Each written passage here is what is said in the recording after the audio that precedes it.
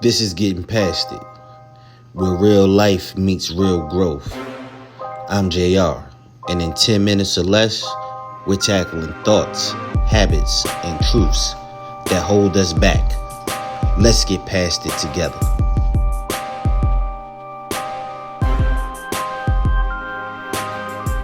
What's going on, ladies and gentlemen? We are back. It is Getting Past It, the podcast. I'm your host, JR. It's Fueled Up Friday. As I told you on Tuesday, we are starting a new mini-series. So today, we are going to jump into that. And that mini-series is the Extroverted Introvert. And I'm talking about me. And when I talk about the Extroverted Introvert, we're not confused. We're balanced. Some call the extroverted introvert an ambivert because we live in both areas, both spaces. We're individuals that exhibit both qualities. But it does not mean that those qualities are evenly split in half. It's not a 50-50 thing at all. It's more about our social meters, our energy levels, who we're going to be around, the setting, all of those different things play a part in which part of us shows up, because certain situations can be stressful, can cause anxiety, and those different things, and so we are different in different settings. Most people equate an introvert to being quiet and an extrovert to being someone who's, I don't want to say loud, but someone who's outgoing, a little more vocal, more engaging.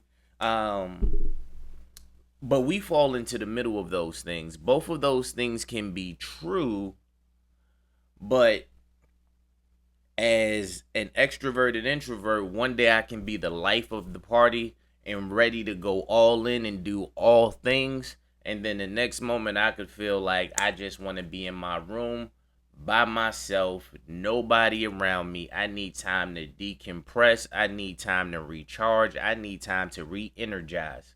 And for a lot of people, that can be confusing.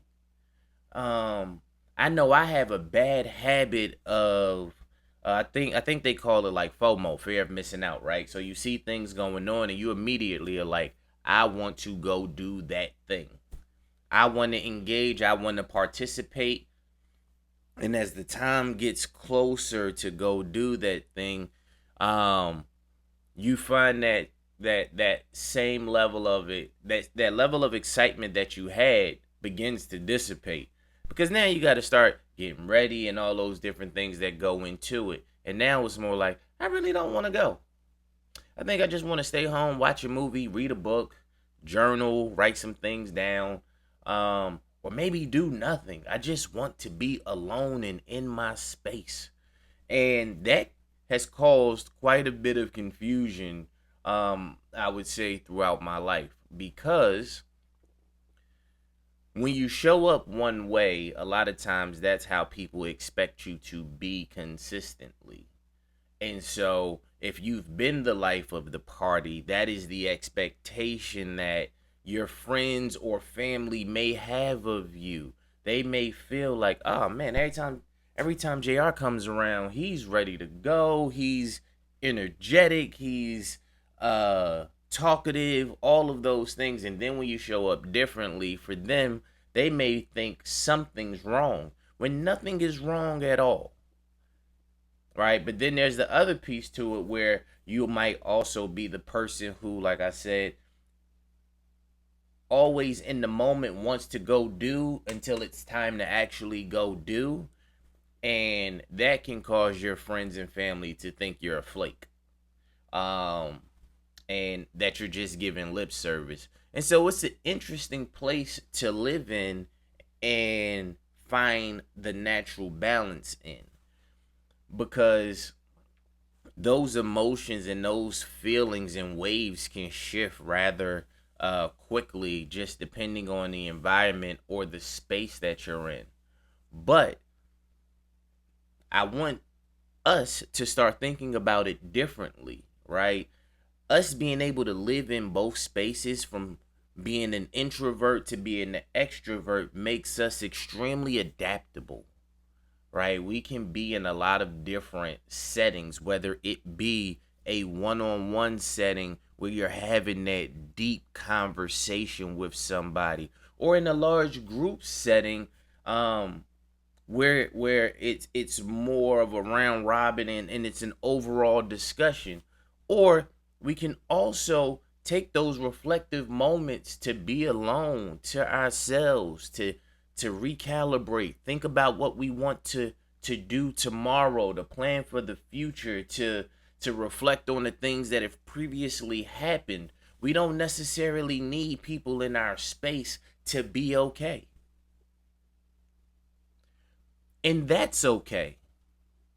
Everybody doesn't always quite understand it, because it seems different. But as an extroverted introvert, we have to learn to embrace both sides of who we are. This is our superpower, right? Have you ever been around somebody that's always on? And when there's times that they should actually tone it down, they don't have that switch. And so it can feel like a lot. Or on the other end of the spectrum, someone who's always quiet to themselves. And when there is that time to engage, they don't.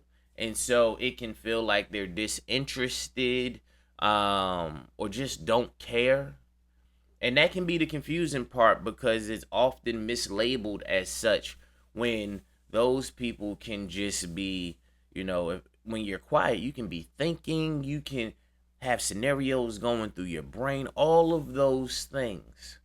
But society loves to label people, and they've labeled those outgoing, more boisterous individuals extroverts, and those quiet individuals as introverts. And me myself am an ambivert, if I'm saying that correctly, or the extroverted introvert. So I live in both spaces, but even in that, sometimes being around an extrovert for me can feel like a lot, because I'm not all the way on that side of the spectrum. And so there is a level of balance there, but it provides me with the ability to be versatile in a multitude of different situations, which is something to be proud of, because regardless of what room you step in, or what situation you find yourself in, you can be adaptable to that. You just have to own you. In my earlier episodes of the Getting Past It podcast, there was an episode that talked about owning your reflection, right? This is specifically that. Whether you're an introvert, whether you're an extrovert, whether you're an extroverted introvert or introverted extrovert, any of those things, you get to own your reflection and how you show up. So do you know you? Do you know which one of these spaces that you fit in? Do you know when it's time for you to recharge? Because some people can be go, go, go, and they run themselves into the ground, right? So being able to identify those things. So I want you to take a moment and just think about that, like how it feels to be an extroverted introvert. And if you've been thinking of it as a negative, reframe your thinking, right? Change your perception, because it's definitely not. It's a positive, and it's a superpower. But with that being said, this is episode 1 of the Extroverted Introvert. I hope you all have a wonderful day. I hope something I said resonates with somebody. This is Getting Past It, the podcast. I'm your host, JR. I had a great time bringing this to you. Subscribe, like, share, and I'm on all of the platforms: YouTube, iHeart, Spotify, Apple, everywhere. Thank you for your time today, and we will talk soon. Peace.